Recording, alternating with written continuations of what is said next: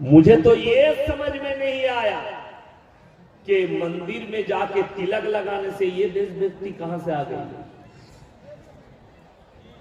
বড় কষ্টের বিষয়। সে যুক্তি দিচ্ছে আমাদের মতো মৌলবীদিকে যারা তাকে মুশরিক বলে ফতোয়া দিয়েছে। আর আমি মৌলবী শওকতের বেটা মৌলবী ইয়াসিন আল্লাহর কসম খেয়ে বলছি তাকে ইস্তেগফার করে কলমা পড়তে হবে। সে মুশরিক হয়ে গেছে, ইসলাম থেকে বঞ্চিত হয়েছে। আপনাদেরকে বলে দিই, বড় বড় তার যুগ। আগেকার মানুষরা কাপড় পেত না, কাপড় পরত না, ঠিক কিনা কথা বলে? আগেকার যুগে আমাদের বাপ দাদুরা, আমাদের দাদিরা কাপড় পেত, কথা বলে না এরা? ছিঁড়া কাপড় পরতো। এই তুই কেন বলছি না, তোরা এখন দুধের দাঁত ভাঙাবে? তোর দাদিকে দেখেছিস তুই?